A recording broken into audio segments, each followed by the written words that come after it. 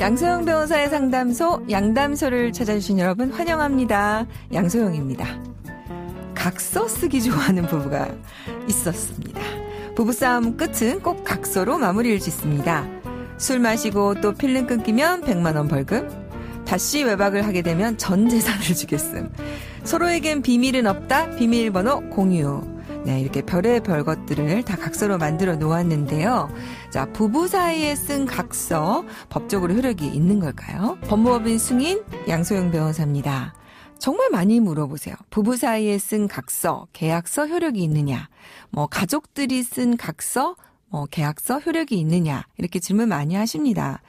원칙적으로 부부 사이든 그다음에 가족이든 다 개개별로 개인의 인격이고 법률적으로 다르기 때문에 당연히 다 효력이 있습니다. 그런데 이제 이런 게 있어요. 그러니까 여기서 이제 방금 말씀드린 것 중에서 비밀은 없고 비밀번호를 공유하자. 이런 것들은 당연히 효력이 있겠죠. 그런데 필름이 끊기면 벌금 100만 원. 이 부분, 그 다음에 외박을 하게 되면 전 재산을 주겠음. 요거는 조금 생각을 해봐야 됩니다. 왜냐하면 민법에 따르면요, 선량한 풍속, 기타 사회질서에 반하는 행위 또는 현저하게 불공정한 법률 행위는 효력이 없다는 규정이 있습니다.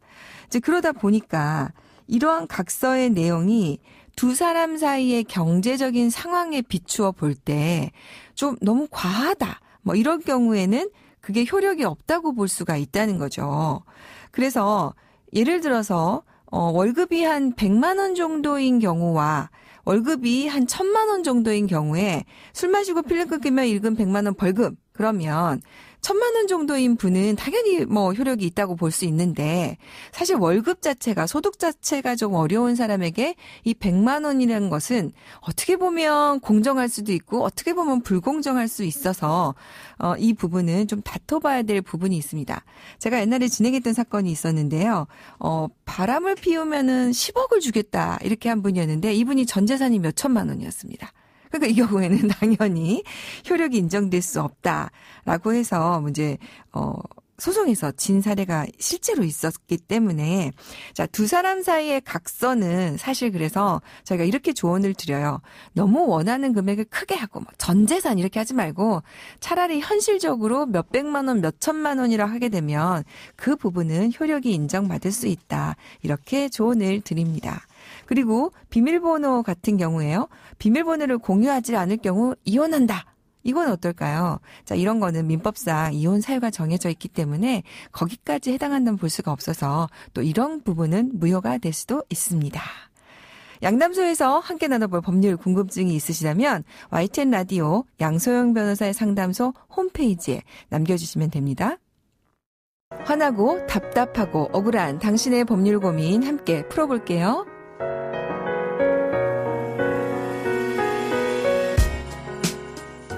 네, 오늘은 미모의 주영글 변호사님과 함께합니다. 변호사 안녕하세요. 네, 안녕하세요. 변호사님 요새 인기가 너무 많으시다면서요? 아닙니다. 변호사님 따라가려면 멀었어요. 여기저기서 다 주 변호사님 그냥 섭외한다고 이제 바쁘다고 해가지고 오늘 또 우리 양담소에서 한번 모셨습니다. 네. 네, 와주셔서 감사하고요. 자, 오늘은 우리 변호사님이 형사 전문이셔서 성폭행 사건을 좀 다뤄보려고 하는데요. 이런 사건 변호하시다 보면 어려운 점이 많으실 것 같아요. 네. 아무래도 이 대부분의 성범죄가 CCTV가 없는 되게 은밀한 장소에서 이루어지다 보니까 네. 객관적이고 명백한 증거가 없어요.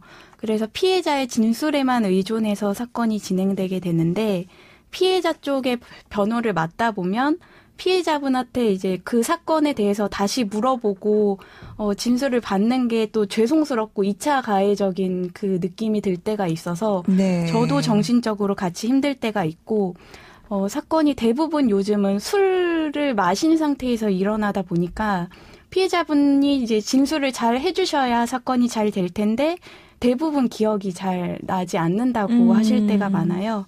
그래서 이제 피해자 쪽 변호할 땐 그만큼 증거가 없기 때문에 힘들 때가 많고요. 네. 또 반대로 피고인 쪽의 변론을 맡을 때는 증거 없으니까 나 그냥 무죄 주장하겠다.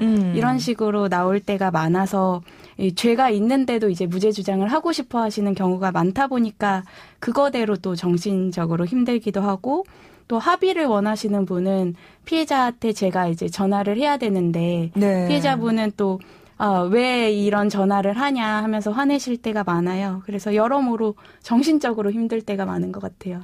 아유, 고맙습니다. 그래도 이렇게 힘든데도 열심히 해주시고요. 자, 오늘 또 준비된 사연부터 들어보고 나머지 얘기 좀 나눠보도록 하겠습니다. 친구 생일 축하 모임이 있었습니다. 1차, 2차로 이어지는 식사와 술자리가 있었고 3차로 주점에 갔을 때는 친구 2명과 저 이렇게 3사람만 남았습니다. 그렇게 우리끼리 술자리를 이어가다 건너 테이블에 있던 남성들과 어울리게 되었습니다. 떠들썩한 술자리는 계속되었고요. 그 일이 있기 전까지는요. 화장실에 간 친구 한 명이 시간이 꽤 지나도 오지 않는 겁니다. 30분쯤 지났을 때 슬슬 걱정이 돼서 화장실에 가서 친구를 찾았는데요.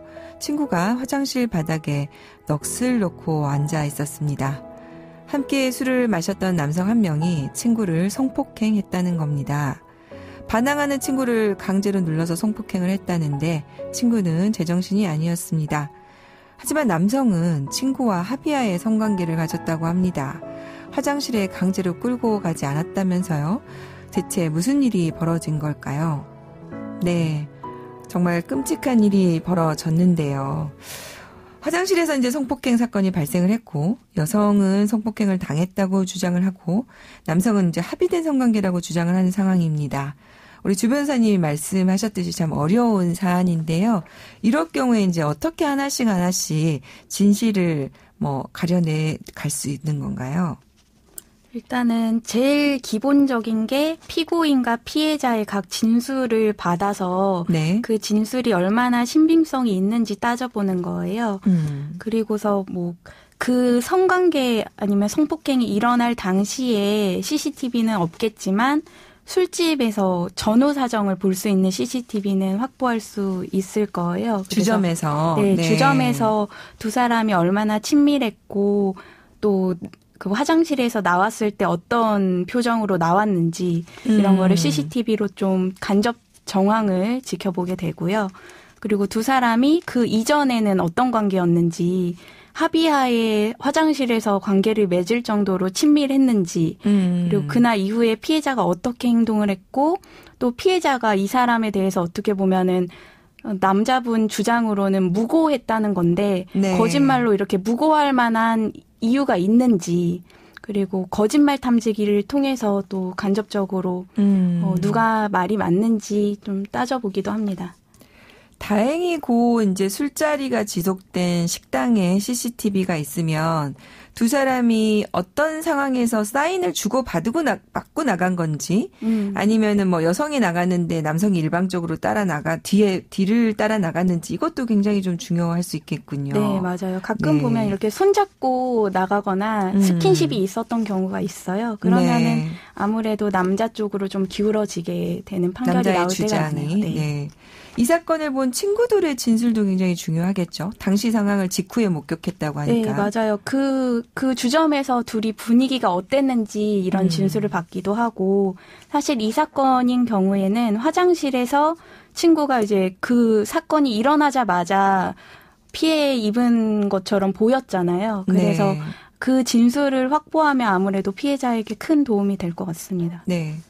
사실 이제 피해자 입장에서 제일 힘든 부분이 피고인이 이제 무죄주를 주장하면서 거기에 대해서 무고다 이렇게 많이 주장하지 않습니까? 네, 맞아요. 이제 이럴 경우에 요새 어떻게 지금 판단이 되고 있습니까? 일단은 무고라는 게 무죄가 나온다고 해서 바로 무고가 되지는 않아요. 무죄가 나오는 거는 이 사람이 거짓말했다라고 나올 때도 있지만 대부분은 그냥 증거가 부족하다라는 이유로 나올 때가 많거든요. 그래서 무고로 고소를 상대방이 하더라도 무고 또한 무죄가 나올 때가 많이 있고요. 네. 아예 이제 중간간으로 고소를 했는데 전혀 취하지 않았다라는 CCTV가 발견되는 조금 이례적인 경우에 무고로 처벌되는 사례가 있었습니다. 네. 그래서 이제 이 성범죄 피해자들을 보호하는 여성 단체들이 이 성범죄 피해를 주장하는 경우에 이제 무고로 처벌하는 것에 대해서 굉장히 강력히 이의 제기를 하고 있잖아요. 맞아요. 실제로 변호사님이 사건 진행을 해보면 네. 이게 무고로 처벌되는 경우가 뭐 지금 종종 있나요? 아니면은 없나요? 사실은 생각보다는 많지 않아요. 무고로 처벌되는 경우는. 근데 피해자분들이 거의 100% 다 물어보시는 것 같아요. 저 이거 고소했다가 혹시 증거 없어서 무죄가 나왔을 때 제가 오히려 무고로 고소당하면 어떡해요. 이 걱정 때문에 이제 고소를 망설이시는 거죠. 네. 근데 사실은 무고가 처벌되는 일이 그렇게 많지는 않으니까 그런 걱정은 하지 말고 고소를 진행하셔도 괜찮다. 네. 이거를 좀 알아주셨으면 좋겠어요. 그러니까 옛날에 이제 무고로 처벌하는 것이 변호사님 말씀대로 피해자가 피해를 구제를 요청하는 것 자체를 막는 하나의 그런 제약이 될 수가 있어서 그러니까 이 부분에 대해서 가능하면 피해자의 주장이 혐의가 없어서 입증이 되지 않더라도 그것을 무고로 보는 일은 없어야 되겠다. 네, 이제 이런 부분이 좀 있는 것 같습니다. 성범죄에서 주로 증거로 많이 쓰이는 게 피고인의 사과라면서요? 일단은 피해자가 다음 날에 그 당사자한테 이 얘기를 꺼내는데 상대방이 사과를 했다. 이렇게 되면 잘못이 있으니까 사과를 하는 경우가 대부분이잖아요. 그래서 네. 합의하에 했으면은 보통 사과를 하지 않는 게 자연스러우니까 그게 유력한 증거가 돼요. 그래서 피해자인 경우에는 사과가 있으면 좀 자신 있게 고소를 해도 된다라고 생각을 하시면 되고 저한테도 피해 상담이 왔을 때 안내를 대부분 해드리는 게 일단 연락을 한번 해보세요. 그래서 그쪽한테 사과를 한번 받아보세요. 사과를 받으면 도움이 됩니다. 이렇게 설명을 많이 드려요. 근데 가끔 보면은 또 반대로 합의하에 했는데도 불구하고 여자분이 기분 나쁘다면서 막 화를 내니까 남자분이 그냥 쉽게 또 미안해라고 하시는 분들도 있어요. 그래서 사과를 할 때는 좀 신중하게 진짜 잘못을 했을 때 해야 된다라는 거를 남자분들도 좀 기억을 하셔야 될 필요가 있어요. 이제 사람의 성향상 상대방이 이제 본인이 꼭 잘못을 안 했다 하더라도 상대방이 화가 났다고 하면 그 부분에 대해서 이제 그 기분에 대해서 사과를 할 수 있는 성격에 맞아요. 있는 분들도 있기 때문에 그러면은 이런 부분에 대해서 명백히 내가 미안한 부분이 어떤 건지 그걸 좀 이렇게 특정해서 얘기를 하는 게 좀 필요하긴 하겠군요. 네, 맞아요. 네, 사실 이런 경우가 참 어려운 부분이에요. 맞아요. 네. 그래서 보면은 사과가 있는데 나머지 정황들은 또 전혀 그런 상황이 아닌 것 같고 또 반대인 경우도 있고 그래서 사과가 좀 주요한 쟁점이 될 때가 많이 있습니다. 네. 사실 이거 굉장히 좀 어려운 내용인데 오늘 너무 조금 빙산의 한 부분만 잠깐 본 것 같아요. 다음에 또 변호사님 초대해서 다음 얘기 또 나눠보도록 하겠습니다. 네, 좋습니다. 오늘 변호사님 너무 감사했고요. 네, 조심히 돌아가세요. 네, 감사합니다. 양소영 변호사의 상담소 양담소는 내일 또 문을 엽니다. 끝곡 제니퍼 로페즈의 브레이브 들려드릴게요. 지금까지 양소영이었습니다.